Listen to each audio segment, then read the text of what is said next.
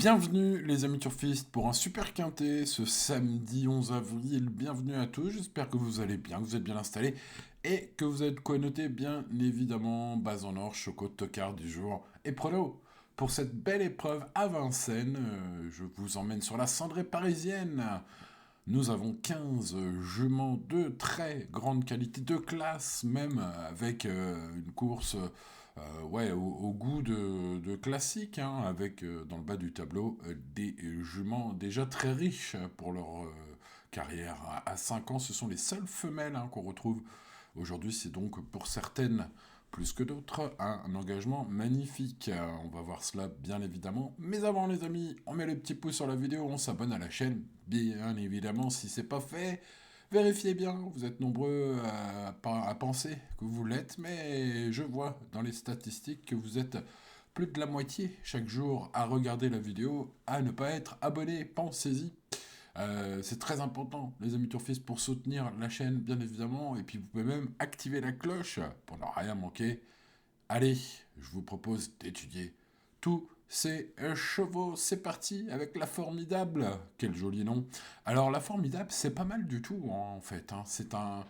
Ça va être un gros regret au moment du choix. Vous voyez, sa cote probable va probablement afficher des sommets, enfin atteindre des sommets, est-ce que ça va l'afficher à l'arrivée, ça c'est une autre question, mais c'est pas impossible en tout cas à mon avis. En tout cas c'est la concurrente, donc la moins riche du lot, elle s'attaque évidemment ici à une position très relevée face au meilleur de sa génération, hein, au meilleur jument, aux meilleures femelles. J'ai beaucoup aimé son hiver à Vincennes avec un joli coup réalisé lors d'un quintet où elle s'était classée 3e à 19 contre 1, me faisant toucher un joli tiercé d'ailleurs. Ce jour-là, bon, écoutez, du coup, j'ai plutôt un bon feeling, hein, évidemment, ça m'influence un peu. Allons voir du côté de son entraîneur, Loris Ferro.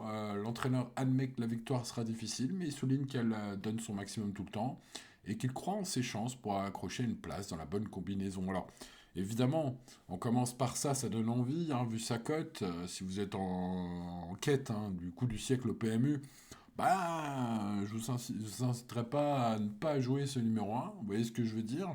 Bon, maintenant, après, quand on va étudier les autres juments, il y a meilleur qu'elle, au papier en tout cas, mais elle semble quand même sur la montante, et puis j'ai senti Loris Ferro quand même, ouais, y croire un petit peu, quoi.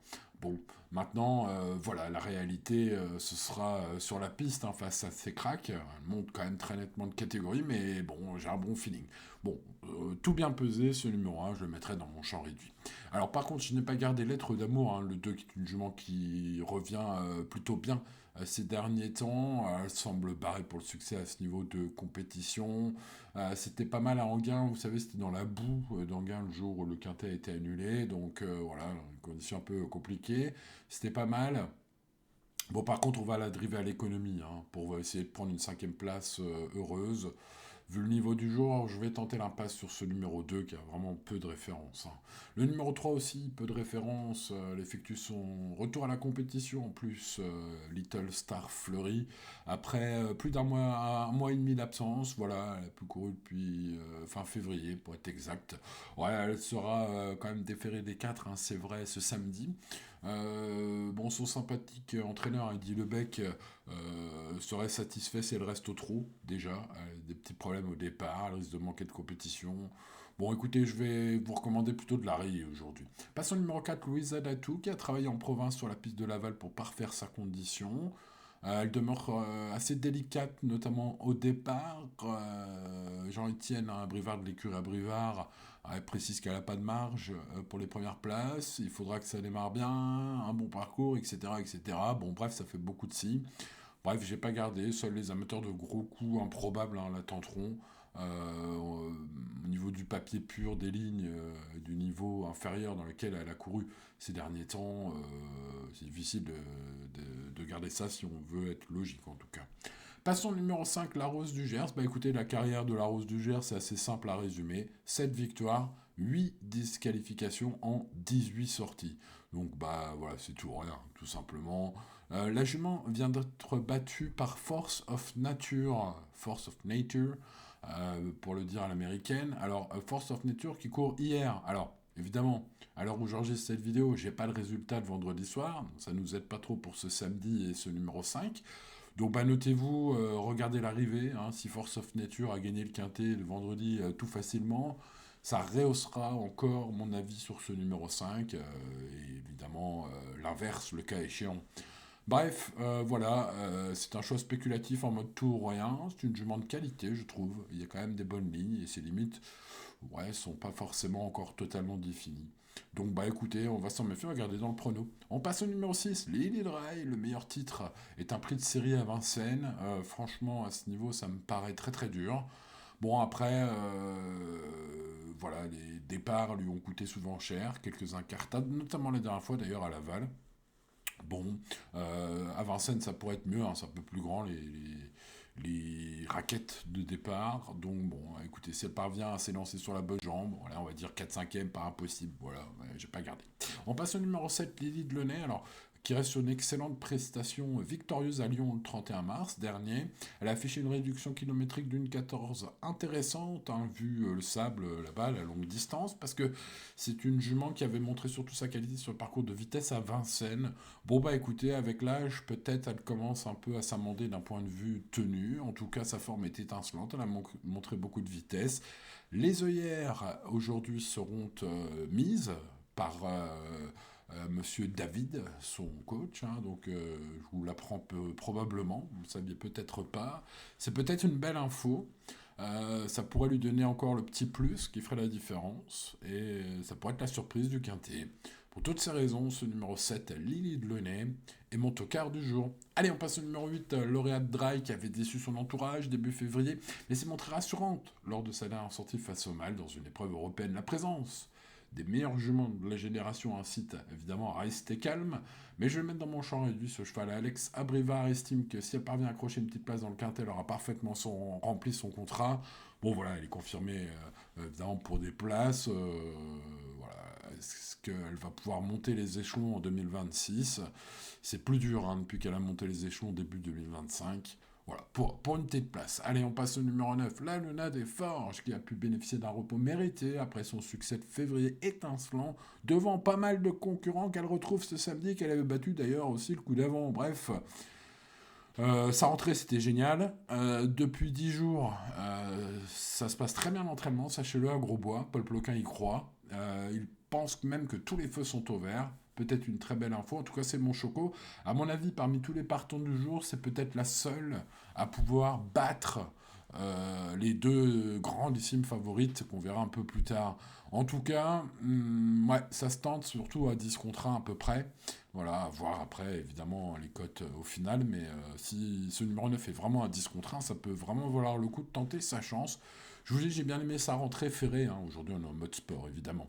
Passons au numéro 10, Luminosity, bah une place, voilà, mettez-la sur tous vos tickets, mais placez. Ouais, ça résume bien ma pensée sur ce cheval qui se distingue par sa grande régularité, qui donne toujours le meilleur de soi. Elle dépend d'un entraînement en forme. Elle arrive sur cette course avec des certitudes concernant ses capacités physiques, hein, vu ses dernières courses, ses derniers travaux. Avec un déroulement fluide, elle va jouer l'arrivée pour les places. Voilà, pour les places. Elle n'a jamais gagné hein, face à l'élite dans toutes ses courses, mais elle a toujours été dans le coup pour les places à ce niveau.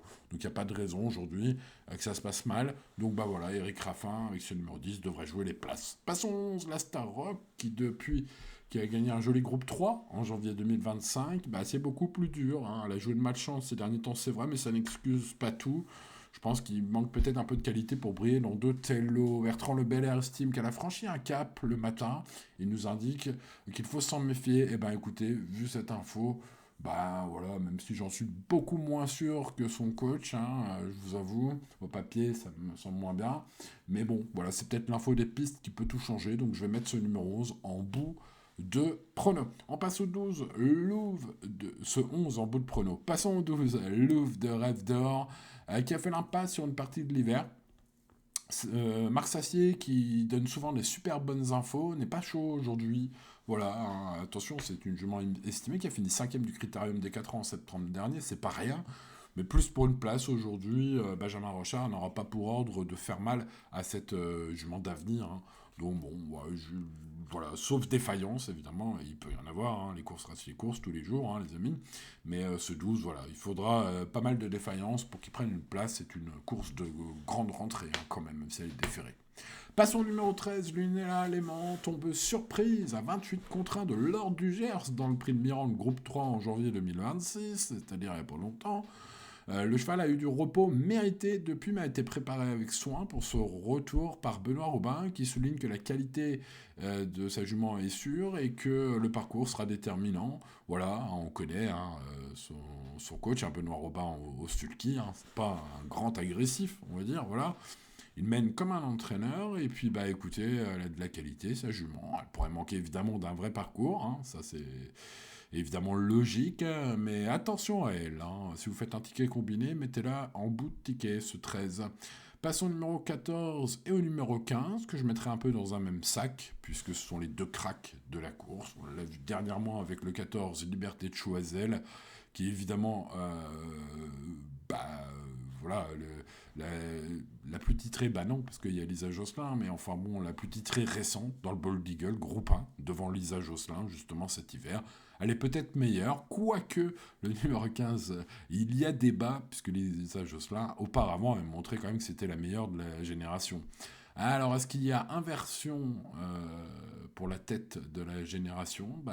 Réponse en piste. Moi, je pense quand même que Lisa Josselin, elle avait un peu accusé le coup quand même. Alors ceci dit, Nicolas Bazir y croit. Il pense qu'avec son père de retour au sulky et le fait que la jument a été compressée depuis ses échecs, il la trouve mieux au niveau mental et physique le matin. Il y croit, Nicolas Bazir. Donc bien évidemment, ce 15 c'est favori logique, mais en base en or, je vais partir sur Suspense, Liberté de Choiseul, voilà, qui parmi les deux cracks de la course sera donc ma préférée. Pourquoi ? Parce que je pense qu'elle affiche un peu plus de garantie que Lisa Josselin. Maintenant, en termes de qualité, c'est un peu kiff-kiff Borico, puisque ce 14 a donc battu le 15. Au niveau groupe 1, c'est pas rien. Écoutez, il faut faire des choix. Et bien aujourd'hui, le choix, il est entre deux chevaux. Quoique, on pourrait peut-être tenter des belles cotes, les amis, avec mon choco du jour, la Luna des Forges. Mettons le petit pouce sur la vidéo, ça pourrait peut-être nous porter chance pour nos belles cotes, là, aujourd'hui, ce samedi. Notamment la Luna des Forges, qui, je pense, parmi tous les autres partants du jour, mis à part les deux grandissimes favorites, est peut-être la seule qui peut, pourquoi pas, les battre, les inquiéter pour la gagne, à une cote sympathique. J'ai trouvé Paul Ploquin très positif, tous les feux sont au vert pour lui. La rentrée était bonne, vraiment. Ferré, aujourd'hui évidemment on est Def 4, et puis ses courses de l'hiver étaient magnifiques, pourrait bien monter de catégorie avec réussite, ce numéro 9.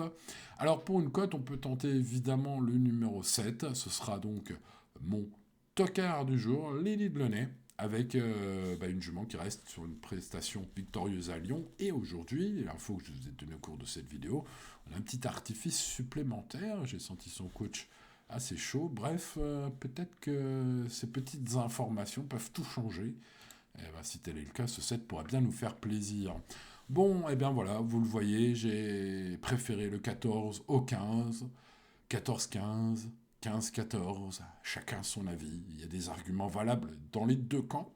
Par contre, ce qu'il faudra trouver, c'est des belles cotes aujourd'hui. J'espère donc faire mouche ensuite, derrière le 14 et le 15, avec le 9 et le 7. Pourquoi pas un petit ticket champ total ou champ réduit.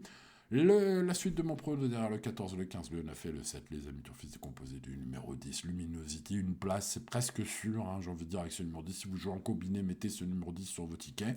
On va se méfier fortement de la Rose du Gers, même si avec ce numéro 5, c'est tout ou rien dans sa carrière, je rappelle, 7 victoires et 8 disqualifications, 18 sorties, tout est dit sur ce numéro 5.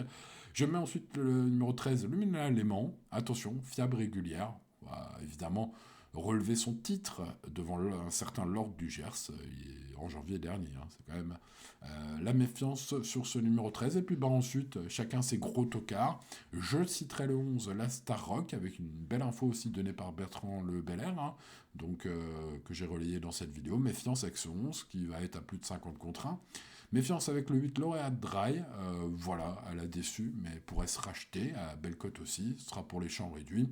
Et puis je citerai quand même la Formidable, qui sera une cote un peu extraordinaire pour ceux qui veulent tenter le coup du siècle, évidemment. Moi, je mettrai aussi dans mon champ réduit. L'indice de confiance est de 7 sur 10, oui, forcément, parce qu'on a déjà 5 chevaux et les autres, 5 préférés, peut-être.